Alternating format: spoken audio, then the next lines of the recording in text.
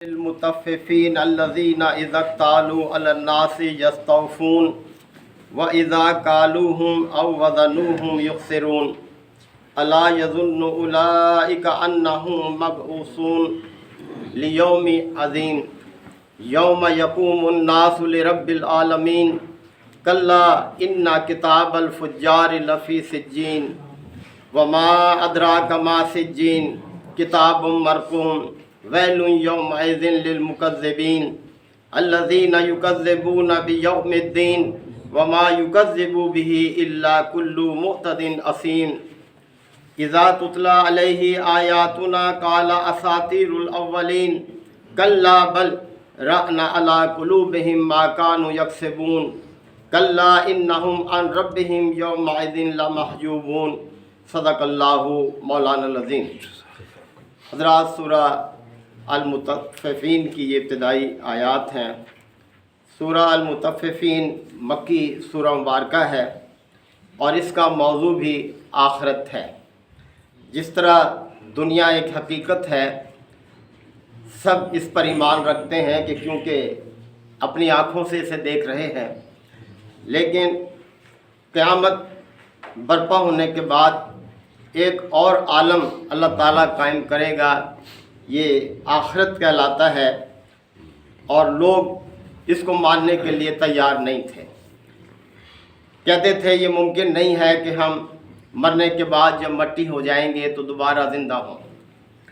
اس سورہ مبارکہ میں اللہ تعالیٰ نے اسے آخرت کو واضح کیا ہے اور ایک بہت بڑے اخلاقی جرم کی طرف توجہ دلائی ہے۔ بڑا اخلاقی جرم جو ہے وہ ناپ تول میں کمی ہے۔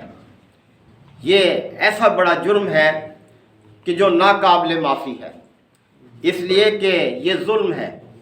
ظلم کی تعریف یہ ہے کہ حق تلفی کرنا، یعنی لوگوں سے قیمت تو پوری وصول کرنا، لیکن ناپ میں یا تول میں ان کو خسارہ دینا۔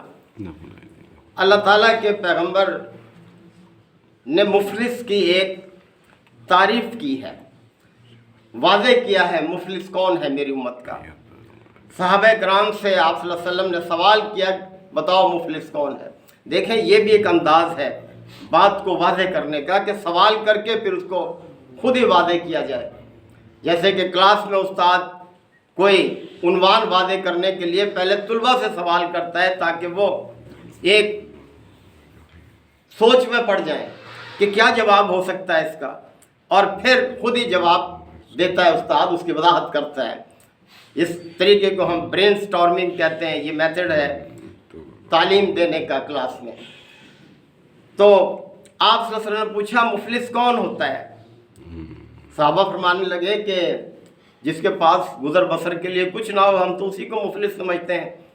تو آپ صلی اللہ علیہ وسلم نے فرمایا کہ نہیں، میری امت کا مفلس وہ ہے جو قیامت کے روز بہت ساری نیکیاں لے کر حاضر ہوگا، لیکن اس نے بہت سے لوگوں کی حق تلفی کی ہوگی۔ اب اللہ تعالیٰ تو انصاف کرے گا۔ اب وہاں کرنسی تو یہ روپیہ پیسہ تو دنیا میں ہے مختلف شکلوں میں۔ اللہ تعالیٰ پھر اس شخص کی نیکیاں جس نے حق تلفی کی ہے دوسروں کی، وہ ان لوگوں کو دے گا جن کی حق تلفی ہوئی ہے، اور وہ نیکیاں ختم ہو جائیں گی، اس کی ساری تقسیم ہو گئی، لیکن لوگوں کے حقوق اب بھی باقی ہوں گے۔ اب اللہ تعالیٰ عدل ایسے کرے گا کہ پھر ان لوگوں کی جو برائیاں ہیں، جو ان کے قصور ہیں، جن کے حق تلف کیے گئے، وہ اس شخص کے کھاتے میں ڈال دے گا جس نے حق تلفی کی، اور اس طرح سے عدل کرے گا۔ تو فرمایا وہ شخص میری امت کا مفلس ہے کہ جو بہت ساری نیکیاں لے کر حاضر ہوا آخرت میں، لیکن کچھ بھی نہیں بچا، بلکہ دوسروں کے قصور اس کے کھاتے میں آ گیا۔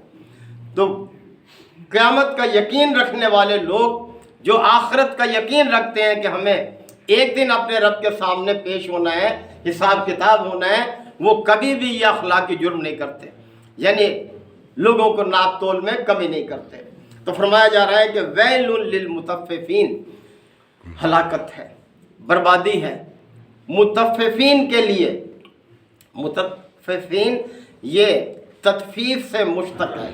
تطفیف عربی زبان میں मामूली हकीर मिकदार की कमी को कहते हैं।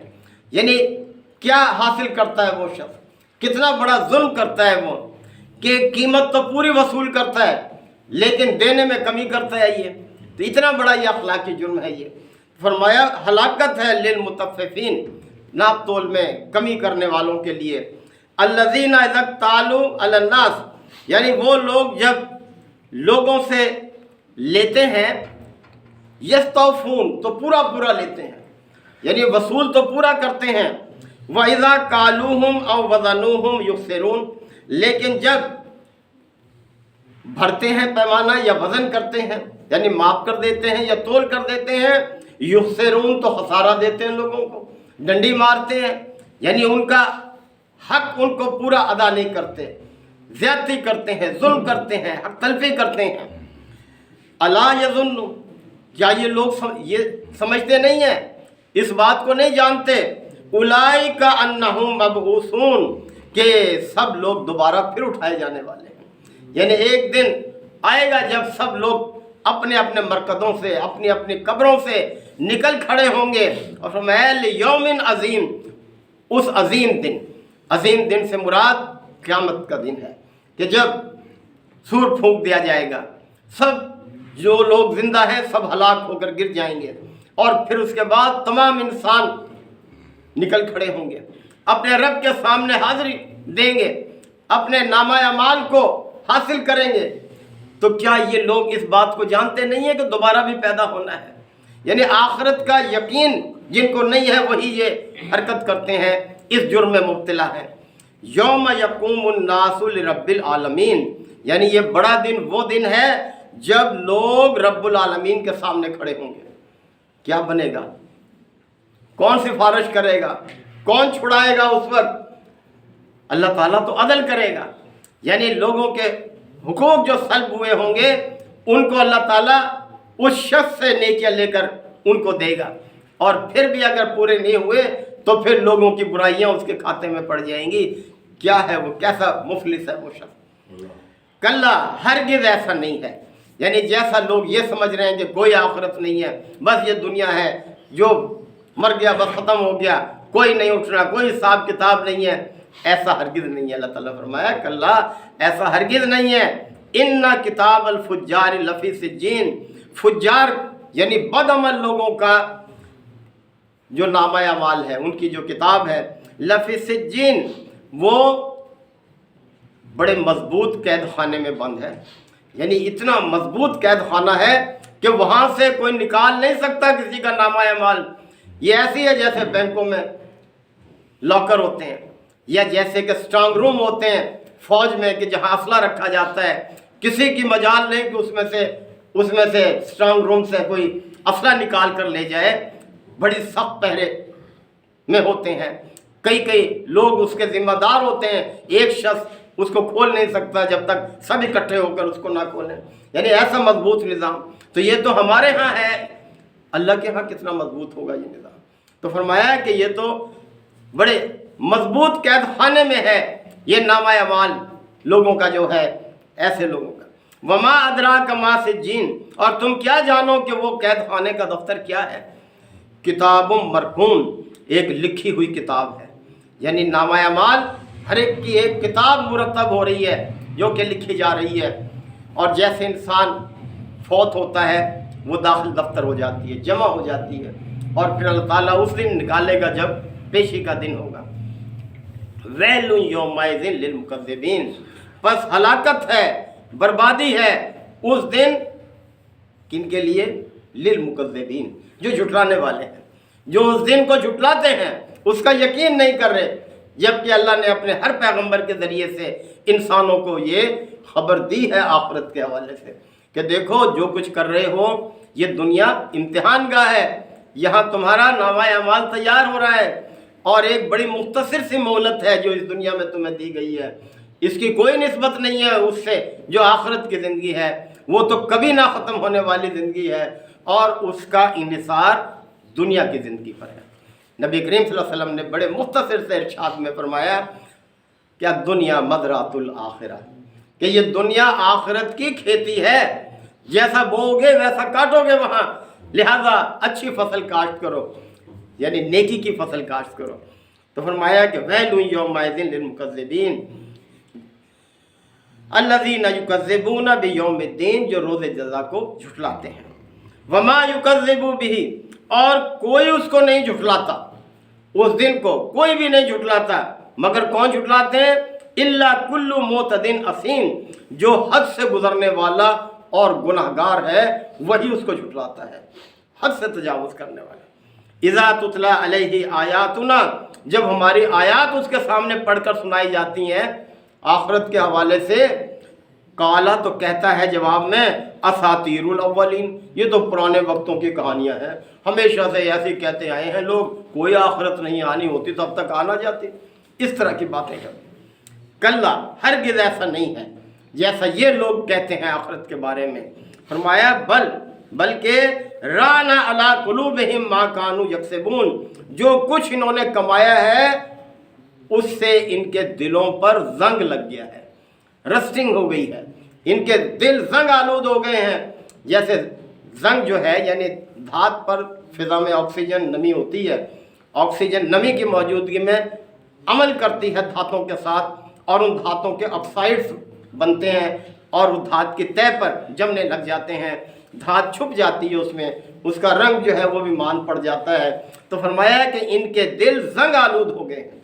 اور نبی کریم صلی اللہ علیہ وسلم نے اس حوالے سے بھی ہمیں توجہ دلائی ہے کہ دیکھو جب شخص کوئی برائی کرتا ہے تو اس کے دل پر ایک سیاہ نشان پڑ جاتا ہے، اگر وہ نیکیاں کرے تو وہ نشان مٹ جاتا ہے، لیکن اگر وہ برائی ہی کرتا رہے تو پورا دل سیاہ ہو جاتا ہے اس کا۔ تو اس کیفیت سے بچنے کی فکر کرنی چاہیے۔ تو فرمایا کہ ان کے دلوں پر زنگ لگ گیا ہے ان کی بدعمالیوں کی وجہ سے۔ کلا، ہرگز ایسا نہیں جیسا یہ سمجھتے ہیں، انہم عن ربہم یومئذ لمحجوبون، اس روز یہ اپنے رب کی دیدار سے بھی محروم ہوں گے۔ یہ جنت آخرت کی سب سے بڑی نعمت ہے یہ کہ اللہ تعالیٰ اپنے نیک بندوں کو اپنا دیدار کرائے گا، تو یہ لوگ اللہ کی دید سے بھی محروم ہوں گے۔ ثم انہم لصال الجحیم، اور پھر ان کو جہنم میں جھونکا جانا ہے، جہنم میں جائیں گے۔ توجہ دلائی ہے کہ دیکھو اس انجام سے بچنے کی فکر کرو۔ ثم یقال ھذا الذی کنتم بہ تکذبون، اور پھر کہا جائے گا ان لوگوں سے کہ دیکھ لو یہ وہی چیز ہے جسے تم جھٹلایا کرتے تھے، تم مانتے نہیں تھے اس آخرت کو۔ تو محترم بھائیو، اللہ تعالیٰ نے کس طرح سے واضح کیا ہے، دیکھیں ہر چیز کو انسان کو عقل دی ہے، شعور دی، اور اس کو وہ صحیح استعمال کرے اور اچھے انجام کی تیاری کرے، برے انجام سے اپنے آپ کو بچائے۔ اللہ تعالیٰ ہم سب کو عمل کی توفیق عطا فرمائے۔ الحمد للہ وکفا وسلام علی عبادہ الذین اصطفی، ربنا آتنا فی الدنیا حسنہ وفی الآخرۃ حسنہ وقنا عذاب النار وادخلنا الجنۃ مع الابرار، یا عزیز و یا غفار یا رب العالمین۔ اللہم انک عفو کریم تحب العفو فاعف عنا، اللہم من احییتہ منا فاحیہ علی الاسلام ومن توفیتہ منا فتوفہ علی الایمان، یا شافی الامراض اشف مرضانا ومرضى المسلمین، یا قاضی الحاجات اقض حاجاتنا وحاجات المسلمین، اللہم انصر الاسلام والمسلمین، اللہم حاسبنا حسابا یسیرا، رب یسر ولا تعسر وتمم بالخیر، ربنا تقبل منا انک انت السمیع العلیم وتب علینا انک انت التواب الرحیم۔ صلی اللہ تعالی علی خیر خلقہ محمد و آلہ وصحبہ اجمعین۔